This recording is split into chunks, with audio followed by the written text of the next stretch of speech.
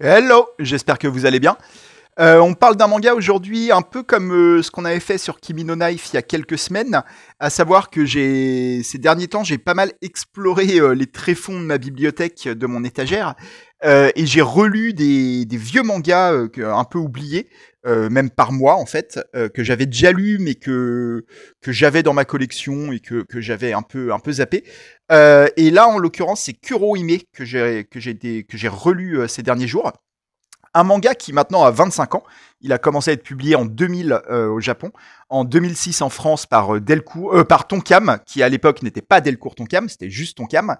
C'était avant le rachat. Et donc c'est une série qui est complètement oubliée, je crois, qui part dans tous les sens, qui est très bizarre, qui est pas forcément très bonne, c'est même c'est pas loin d'un nanar par moment, mais qui a une espèce de sympathie, qui dégage une espèce de sympathie que je ne peux nier. Et c'est marrant parce que c'est une série, alors qui est devenue complètement introuvable, hein, comme je dis, elle a 25 ans maintenant, et elle a 20 ans quasiment pour la version française, donc on est vraiment sur un vieux manga, mais que je vois très souvent dans les magasins d'occasion. C'est un intégral, une intégrale qui est très souvent mise en vente. Donc je ne sais pas si vous l'avez déjà croisé dans vos explorations ou même si vous connaissez déjà Kurohime. C'est un manga, donc comme je dis, qui part vraiment dans tous les sens, qui a été écrit et dessiné par Masanori Okamigumi Katakura. Vous avez le nom sur la couverture que vous voyez là. Et qui est un mangaka qui est principalement connu pour Kurohime. Hein. Il a fait deux trois autres trucs, mais c'est principalement ça qui a été connu. Même si la série a été vraiment oubliée aujourd'hui, je vois jamais personne parler de ça. Elle n'a pas eu grande influence, je pense. Elle a quand même eu un vrai succès à l'époque, suffisant notamment pour qu'il y ait un jeu vidéo qui soit adapté de ce manga. Un jeu vidéo qui était sur PS2 et qui n'est jamais parvenu en France, qui est resté au Japon. Je sais pas du tout ce qu'il vaut. A priori, le fait qu'il n'ait pas été exporté me laisse à penser qu'il doit pas être ouf. Mais bon, je n'en sais rien, je l'ai pas lu. Je l'ai pas fait plutôt. Mais voilà, il y a eu un jeu vidéo quand même, donc ça a dû avoir un petit succès. Kurohime, de quoi ça parle? Ça parle de Kurohime, la fille que vous voyez là, et d'un jeune garçon qui s'appelle Zero, que vous voyez au début. Alors là, il est très jeune, il est un peu moins jeune dans le reste du récit, il est plus comme ça. Et j'essaye de vous trouver un dessin plus réaliste de Zero pour voir un peu son âge. Ça vous permet de voir quelques pages du premier tome. Je vais trouver Zéro. Là, vous le voyez en position tout à fait gênante pour lui. Voilà, il y a du fanservice dans Kurohime, vous le saviez dès la couverture, je pense. Et donc, en fait, ces deux personnages évoluent dans un monde de fantasy. De fantasy, on y reviendra assez japonais, très marqué par la mythologie japonaise, par la religion, un mélange de shintoïsme, de bouddhisme, ça mélange plein de trucs. On va revenir là-dessus. Ça va nous rappeler quelques petits trucs. Et donc, ces deux personnages vont évoluer dans ce monde-là. Il faut savoir que Kurohime, c'est aussi elle, cette gamine. Donc, on est dans ce cliché très très présent dans les mangas de l'héroïne ou le héros, c'est parfois un mec, qui a une forme enfant et une forme adulte. Kurohime, en fait, elle est art magicienne. C'est une forme de magie qui utilise des flingues, comme vous voyez là. Elle tire en fait des balles magiques qui deviennent des espèces de créatures. Il y a un petit côté Pokémon. Je vais essayer de vous trouver des créatures. Voilà, par exemple, un dragon de pierre qui crache d'énormes flammes. Elle est super puissante. Elle est giga puissante. Quand elle est sous cette forme-là, sous sa forme adulte, elle est quasiment invincible. Et ça reste le cas dans presque tout le récit. Elle est surpuissante. C'est la meilleure art magicienne du monde, la plus belle, la plus forte, la plus intelligente. Elle n'arrête pas de répéter ça. Sauf que pour une raison inconnue au début du récit, sa puissance a été scellée et donc elle est désormais sous la forme d'une gamine que je vais vous retrouver, cette gamine. On l'a déjà vue, mais la voilà. Et là, on comprend dès le début, hein, c'est pas du tout un secret, c'est un secret pendant 10 pages, mais la gamine sur laquelle tombe Zéro au début du récit est Kurohime, l'art magicienne de légende. Et voilà, et elle ne peut déployer sa puissance que lorsqu'elle ressent de l'amour. Donc c'est la force de l'amour qui lui permet de devenir la vraie Kurohime. Et Zero va être l'adolescent qui va lui apporter de l'amour, parce que lui, il admire énormément Kurohime, qu'il l'avait sauvé, c'est la toute première scène, quand il était gamin. C'est ce que vous avez vu au tout début. Il s'est retrouvé menacé par un autre art magicien qui allait le tuer, et Kurohime a débarqué un peu de nulle part et l'a sauvé. Et depuis ce moment-là, il admire Kurohime, c'est son héroïne, il veut devenir son élève, tout ça. Lui-même est devenu, alors il n'est pas devenu art magicien, mais il est devenu pistolero, quoi. Il manie les flingues super bien. Et il a envie de la retrouver pour la remercier, pour l'accompagner dans sa vie, dans ses aventures, quoi. C'est ça son objectif au départ. Il va tomber sur cette gamine et comprendre rapidement donc que c'est Kurohime et donc qu'il s'est passé quelque chose. Pourquoi elle a été scellée, pourquoi sa puissance a été scellée. C'est un mystère au début que je vais pas complètement vous dévoiler non plus. Et voilà. Et donc de temps en temps, la puissance de Kurohime se déploie quand elle ressent de l'amour, mais ça dure jamais bien longtemps parce que Kurohime est un personnage très très égocentrique, très vaniteux et qui n'hésite pas du tout à utiliser les gens pour son profit. Donc, ces élans d'amour qu'elle peut ressentir pour Zéro sont généralement très brefs et retombent aussitôt. Donc, on a ce mécanisme qu'on connaît très bien, je vais vous montrer quelques mangas qui l'utilisent, de l'héroïne ou le héros surpuissant, mais qui ne peut déployer sa puissance que... et c'est tout le temps un peu avec un rapport à l'amour, tout ça, que lorsqu'il ressent de l'amour, et donc ça arrive peu souvent, mais en fait de manière très répétée dans le manga, c'est-à-dire qu'à chaque péripétie, chaque adversaire sur lesquels vont tomber Zéro et Kurohime, Kurohime va déployer sa puissance, tirer une balle d'art magie, et ainsi de suite. Et donc le début du récit, c'est vraiment ça, il se retrouve face à des opposants, pas bien importants au début, c'est un peu, il mène l'aventure dans ce monde de fantasy, il passe d'une ville à l'autre, d'un village à l'autre, en tombant sur des ennemis, et ils vont s'en sortir à chaque fois grâce au pouvoir de Kurohime, qui le temps d'une scène d'action va retrouver sa puissance et sortir les flingues avant de redevenir enfant très rapidement. Vous voyez là par exemple, elle est Kurohime adulte, sauf que elle va dire un truc comment dire, pas du tout sous l'égide de la force de l'amour, et redevenir gamine, et ainsi de suite, et ainsi de suite, et ainsi de suite, pendant pas mal de tomes au début. C'est vraiment le mécanisme de départ. On est sur ce truc-là. Truc, comme je dis, qui nous rappelle d'autres mangas. Ça peut nous rappeler la BD coréenne, le manhwa, la légende de Mayan, dont on avait fait un épisode, qui avait exactement le même mécanisme, mais avec un personnage qui ressemblait énormément. Cette héroïne, dont j'ai oublié le nom, qui s'appelle, je ne sais plus, Féicia Rand Philistin, voilà, c'est ça. C'est le même personnage que Kurohime. Je vais regarder la date. La légende de Mayan, 2007. Donc, on est quand même sur un peu un plagiat, parce que c'est exactement le même personnage d'héroïne très sexy. Poitrine en avant, comme Kurohime, très puissante, ultra forte en magie, machin, mais qui ne peut déployer son pouvoir que lorsqu'elle est amoureuse, quand elle ressent de l'amour, et elle est accompagnée d'un jeune homme qui va être un peu sa clé, en fait, pour ouvrir le verrou, quoi, on va dire. Et petit à petit, mais elle est très prétentieuse, elle est très vaniteuse, tout ça. Et petit à petit, leur relation va devenir un peu plus sincère. Le personnage ressemble beaucoup à Zéro en plus. Donc on est pas mal sur un plagiat hein, de Lim Dal-young et Young So-chul. Deux auteurs, surtout Lim Dal-young, le scénariste, qui avaient déjà un petit peu donné dans le plagiat, enfin, qui plus tard va redonner dans le plagiat avec sa série Freezing, qui est un plagiat un peu de Claymore, dont on avait parlé aussi. Donc voilà. On peut penser également sur ce mécanisme de puissance scellée à la série Bastard, série de fantasy qui a beaucoup de points communs aussi avec Kurohime, et qui a notamment ce point commun central. Alors là, c'est un homme, mais qui est sous forme de gamin au début du récit, et qui ne peut déployer sa magie que lorsqu'il se fait embrasser par une héroïne, machin. Et là, il devient un super magicien ultra fort que Dark Schneider. Voilà, donc vraiment le même mécanisme que dans Kurohime. Bastard est plus ancien pour le coup. Là, c'est Bastard, je sais plus quelle date c'est, mais c'est clairement plus ancien que Kurohime, hein, j'ai aucun doute là-dessus. 88, voilà, donc ça a 12 ans de plus.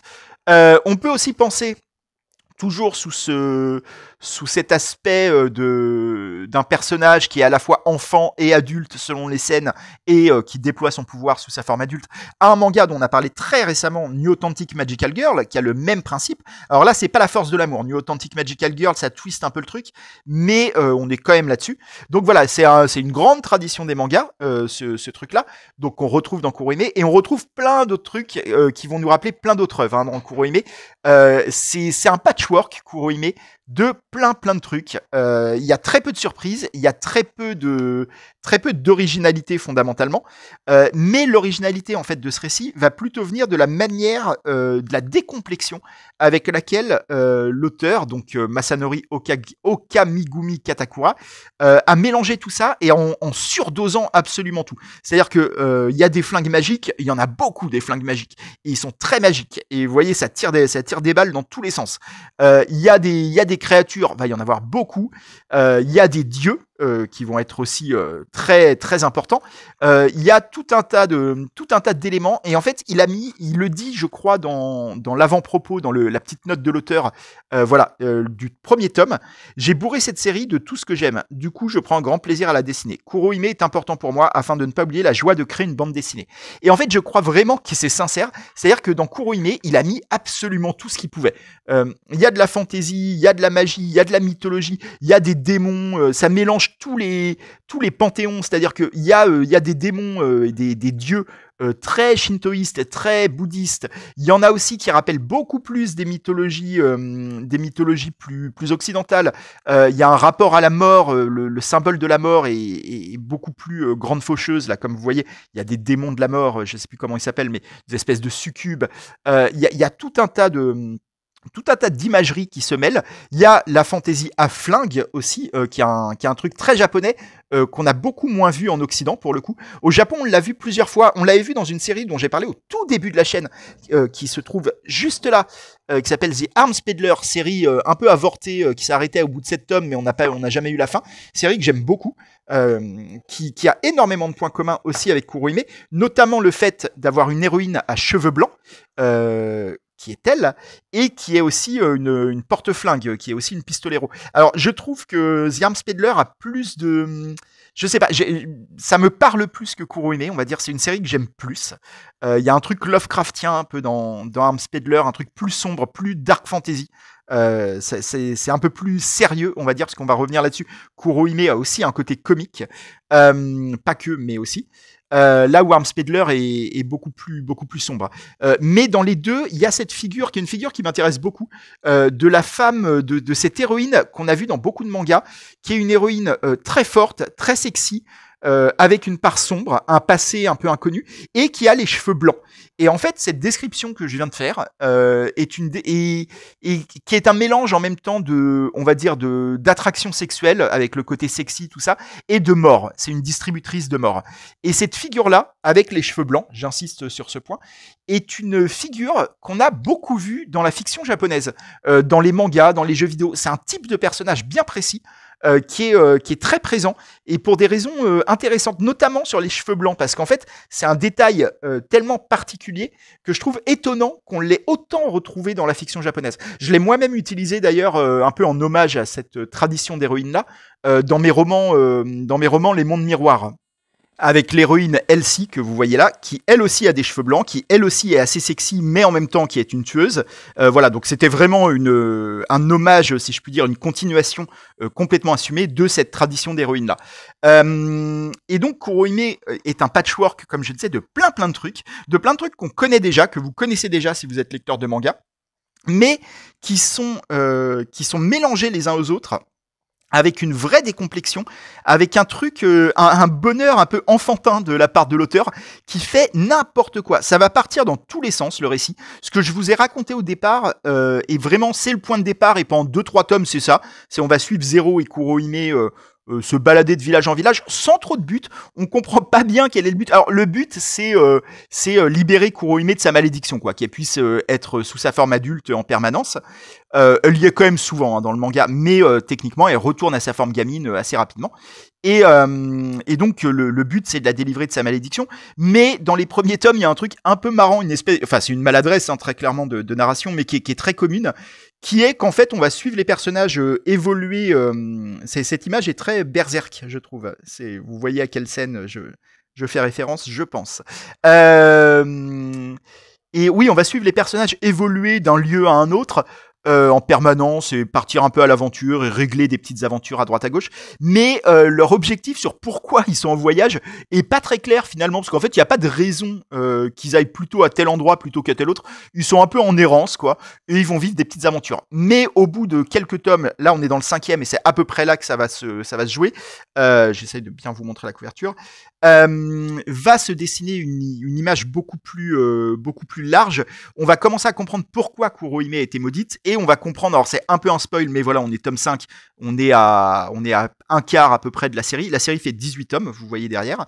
Elle est assez longue et c'est qu'en fait elle a été par le passé en guerre contre les dieux. Elle a essayé de tuer les dieux. Là vous voyez la déesse suprême qui est Yggdrasil, l'arbre magique de la mythologie nordique, qui a été beaucoup utilisé dans les mangas aussi. On en a déjà parlé dans plusieurs vidéos. Cette figure de l'arbre magique duquel vient le monde et auquel retourne le monde, on l'a beaucoup vu, notamment chez Tsutomu Nihei, mais chez plein d'autres auteurs. C'est un truc qu'il y a dans plein de mangas. Il y a aussi dans Kurohime. Kurohime se bat d'ailleurs, on la voit quand elle est sous sa forme de magicienne. Je vais essayer de vous trouver ça. Elle a un bois noir qui lui pousse un peu dans le dos.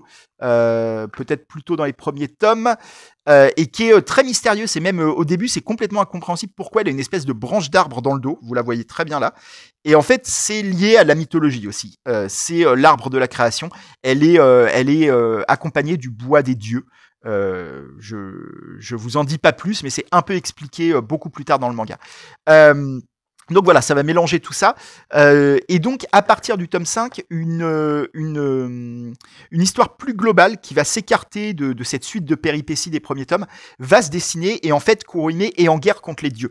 Et tout ça rappelle beaucoup un jeu vidéo qui est God of War, dont là je vous ai montré un des épisodes, dont je vous montre un des épisodes, qui est une série de jeux très connue, que vous connaissez aussi, où pareil on suit un personnage qui se dresse contre les dieux, qui décide de partir en guerre contre les dieux. Kurohime, en fait, ça raconte ça. On le sait pas tout à fait au début dans les premiers tomes, mais on le sait à partir du tome 5, qu'elle est en guerre contre les dieux. Pourquoi, comment, tout ça va se développer un peu plus. Mais voilà, son but, c'est de tuer les dieux. Et l'ambiance générale du récit va nous rappeler un autre jeu vidéo aussi. C'est très lié au jeu vidéo, mais parce que je pense que c'est ce côté décomplexé, de tout mélanger à la fois, qui est un truc qu'on retrouve principalement dans les jeux vidéo, je trouve. Moi, ça m'a beaucoup rappelé un de mes jeux favoris, qui est Okami, que là, vous avez en version japonaise, qui est un incroyable jeu, qui est disponible sur beaucoup de plateformes, parce qu'il a été réédité de multiples fois, mais qui, à la base, était sorti sur PS2 aussi, comme le jeu Kurohime d'ailleurs, et qui est un jeu qui a un genre de Zelda-like, très très riche et dense, avec beaucoup de choses à faire, où vous incarnez Amaterasu, une déesse du panthéon japonais, qui est la déesse du soleil, qui là est sous la forme d'un loup blanc, et qui va mener une quête. Voilà, je vous en dis pas plus, mais c'est une revisite de plein de mythes japonais, de la mythologie et des contes et légendes japonais. C'est ultra bien, c'est un jeu incroyable, et l'ambiance ressemble beaucoup à Kurohime, parce que Kurohime, comme le jeu Okami, revisite en fait beaucoup. Il y a même des scènes comme celle-là qui est quasiment la même scène que dans Okami, une scène qui est sous-marine, qui se passe dans une ville sous-marine. Voilà, je vous en dis pas plus. Et ça va revisiter en fait Kurohime comme Okami, la mythologie, et plus que la mythologie, en fait il y a la mythologie, mais c'est même on va dire les superstitions, les légendes, un peu tout ça, cette culture-là japonaise. Ça va la revisiter et la mettre à une sauce héroïque fantasy. En fait, il y a un mélange de récits historiques, de médiéval japonais, mais sous un angle complètement fantasy, comme si toutes les légendes, tous les vieux mythes étaient réels. C'est un mix qui est très libre, qui est très foutraque. Ça part dans tous les sens, comme je disais. L'histoire est parfois même assez compliquée à suivre. Il y a énormément de personnages. Il y en a qui sont un peu abandonnés en cours de route. Il y a de très longues parenthèses. L'auteur fait beaucoup ça. Le récit, au bout d'un moment, c'est pas le cas dans les premiers tomes, mais à partir à peu près du 5e tome, comme je vous disais, on va avoir presque des tomes entiers qui sont des flashbacks, d'autres qui se passent à d'autres époques pour essayer d'éclairer des détails de l'histoire. Mais tout ça me raconté un peu dans le désordre. Parfois, on ne sait pas trop pourquoi on nous raconte une autre époque. On ne comprend l'intérêt de cette parenthèse que tout à la fin. Et il y a plein de choses comme ça.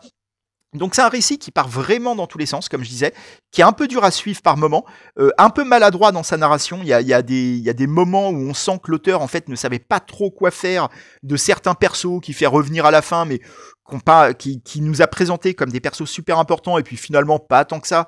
C'est surtout Kurohime qu'on va suivre.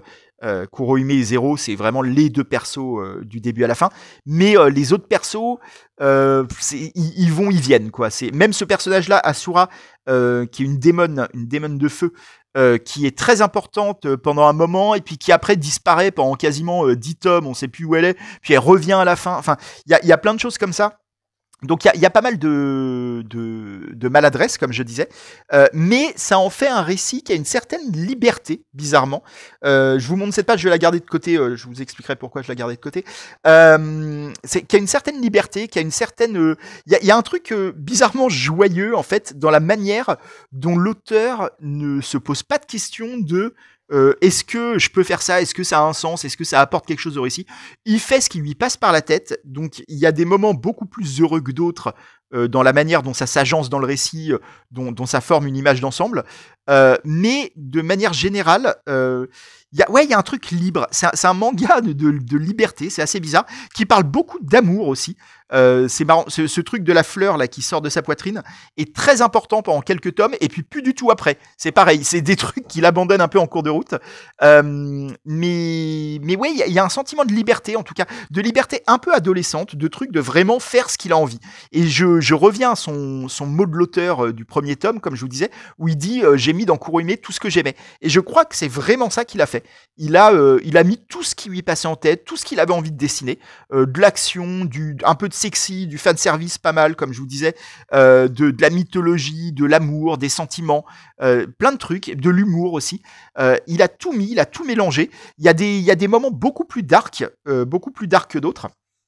Surtout vers la fin, on va dire le dernier tiers de la série est beaucoup plus sombre, mais de manière générale, ça part dans tous les sens. Vous ne savez pas si vous allez être dans la blague, dans le sérieux, dans le premier degré, dans le récit émotionnel, dans le récit de baston. Il y a tout ça en même temps en fait. Et je parlais de l'humour. C'est un manga qui, lors de ma lecture, m'a frappé par son illustration d'un truc très propre au manga, qui sont les personnages super deformed, comme on dit. Vous savez, où il y a des exagérations extrêmes des expressions faciales. Genre, par exemple, une illustration comme ça. C'est pour ça que je la gardais en stock. Mais même, en fait, il y en a très très souvent. Des versions, c'est surtout Kurohime gamine qui est touché par ça, mais pas que. En vrai, tous les persos peuvent être touchés par ça. L'auteur utilise énormément ce procédé-là, qui est un procédé, en fait, je me disais, qui est très propre à la BD japonaise, qu'on voit très peu dans les BD occidentales, que ce soit les comics ou la BD franco-belge. Vous voyez ce genre de case, ce genre de tête que fait Kurohime. Oh là, j'ai failli renverser la caméra.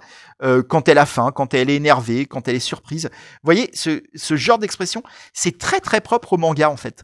Et alors j'ai pas de grandes conclusions à offrir à ça, mais Kurohime utilise énormément ce procédé. Encore une fois, surtout pour le personnage de Kurohime, mais c'est vraiment quasiment à toutes les pages, on va avoir des têtes bizarres. Là, c'était pas forcément le cas, mais c'est-à-dire que c'est un procédé qui est intéressant quand même quand on s'intéresse au dessin et à la bande dessinée, et que j'ai vu très peu. Alors maintenant, il l'utilise un peu, mais ça vient du manga, mais très peu utilisé dans nos BD occidentales, quoi. Donc voilà, c'est une petite parenthèse, mais que je trouvais intéressante et qui est très très mise en avant dans Kurohime, quoi. C'est très utilisé par l'auteur. Donc voilà, le style super deformed, comme on dit. Et le personnage de Kurohime, notamment Gamine, s'y prête bien parce que c'est un personnage, comme je dis, très vaniteux, très capricieux, qui s'énerve pour un rien et qui en même temps est une petite gamine de 1m10 de haut. Et donc ça se prête très très bien à ce genre de dessin, vous voyez. À ce genre de truc. Vous voyez, il y en a vraiment quasiment à toutes les pages. Quand elle est là, elle est vraiment comme ça. Voilà, on a beaucoup moins ça quand elle est adulte, où là, c'est plus le côté sexy, justement, héroïne en tenue un peu latex, qui fait encore penser à un autre jeu vidéo. Moi, elle me fait beaucoup penser en termes de design, même dès les couvertures.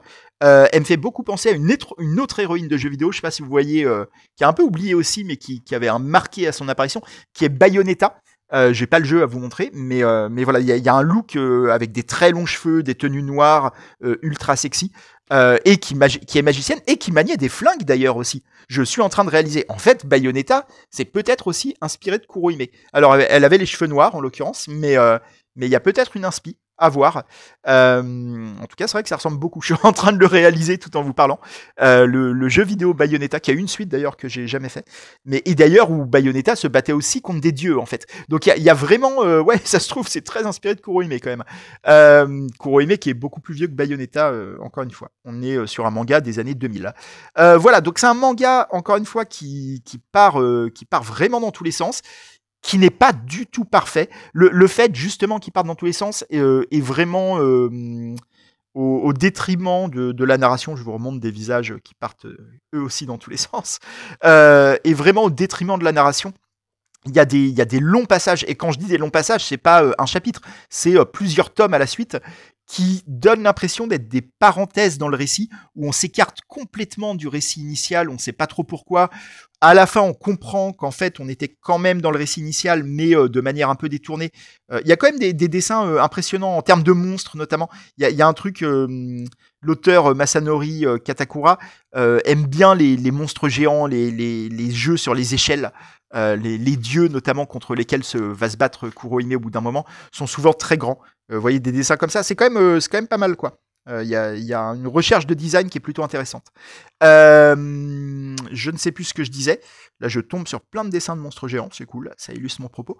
Mais oui, la narration est très brouillon par moment. Et il y a un gros syndrome, très très gros syndrome, de ce que j'appelle le mécanisme du marteau du forgeron. Ça vient d'une vidéo du joueur du grenier, je sais plus laquelle, où c'est un truc encore une fois très jeu vidéo. C'est marrant, hein, je vois vraiment plein de points communs entre Kurohime et la grammaire narrative des jeux vidéo en fait. C'est ce mécanisme où à la base vous avez un objectif qui est simple et clair, qui est là en l'occurrence de délivrer Kurohime de sa malédiction. Et en fait, sur le chemin d'accomplir cet objectif, vous allez tomber sur tout un tas d'objectifs secondaires, mais que vous êtes obligé de remplir, qui vont complètement vous faire perdre le fil de pourquoi vous êtes à l'endroit où vous êtes et en train de faire ce que vous faites. C'est le truc du marteau du forgeron. C'est par exemple votre objectif, je dis n'importe quoi, votre objectif dans le jeu, c'est de forger une épée magique pour tuer le roi des démons. Ok. Vous allez voir le forgeron, et le forgeron, il vous dit « Ah, mais j'ai perdu mon marteau avec lequel forger l'épée magique. Donc il faut que tu ailles le voir, je l'ai perdu dans la montagne de feu. » Donc vous allez dans la montagne de feu pour chercher le marteau. Et sur le chemin de la montagne de feu, vous tombez sur un pont qui est gardé par un troll. Et le troll, il vous dit, tu ne passeras pas à moins que tu aies réuni mes 4 enfants qui se sont perdus dans la forêt. Donc vous partez dans la forêt, réunir les quatre enfants du troll. Et dans la forêt, vous tombez sur une fée empoisonnée qui est en train de mourir. Alors vous cherchez un remède pour la sauver. Parce que la fée, si elle n'est pas sauvée, elle peut pas vous guider dans la forêt. Et donc vous cherchez le remède pour la fée. Mais pour chercher le remède, il faut d'abord apprendre l'herboristerie. Donc vous allez voir l'herboriste dans un village au loin. Et vous ne savez plus du tout quel est votre objectif de départ. Vous vous êtes complètement paumé dans l'univers du jeu. Et là, il y a beaucoup ça dans Kurohime. Ils vont d'objectif en objectif qui sont enchâssés les uns dans les autres. L'objectif de base reste délivrer Kurohime de sa malédiction. Mais pour ce faire, ils vont tomber dans une suite sans fin d'objectifs secondaires.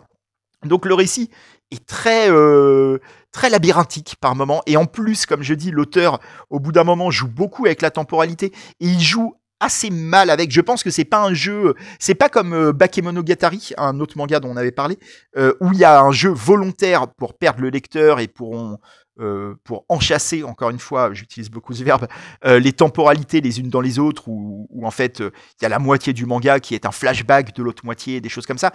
Là, on sent que c'est un peu improvisé, encore une fois, qu'en fait, il suit ses envies. Ça donne vraiment cette impression-là, qu'il passe d'une envie à l'autre, et donc, par moment, il part complètement sur un autre récit, avant de reconnecter avec le récit de base 4 tomes plus tard. faut accepter ce genre de truc. Faut se dire qu'on va être un peu paumé, pas forcément de manière très agréable, mais que le voyage va être cool. On va oublier quelle est la destination, mais le voyage va être sympa quand même. Il y a plein de bonnes idées, plein de trucs très nanars aussi, comme je dis. Il y a un gros côté fanservice sur Kurohime, et sur globalement tous les personnages féminins. Même les personnages masculins ont un côté fanservice aussi. Ils sont tous très Dark Sasuke, là, comme vous voyez, ils sont tous comme ça.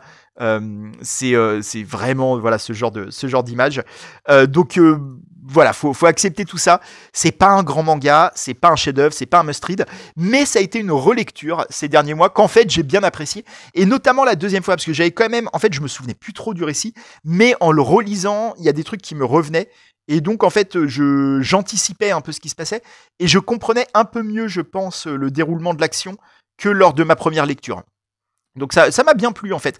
Donc en vrai, si vous voyez la série Kurohime en occasion, de toute façon elle ne se vend plus qu'en occasion, pas trop cher, ça vaut pas non plus de mettre des centaines d'euros, mais si vous la voyez pas trop cher et que vous avez envie de lire un truc un peu foutraque qui mélange fantasy, flingue, personnages sexy, gros monstres, mythologie japonaise, tout en même temps, il y a tout en même temps dans ce manga, ben en fait allez-y, c'est plutôt une lecture sympa. Qui va pas rester dans l'histoire du manga et c'est bien normal, mais qui est un très bon comment dire, une très bonne série B quoi, un très bon truc à se lire de manière un peu détendue.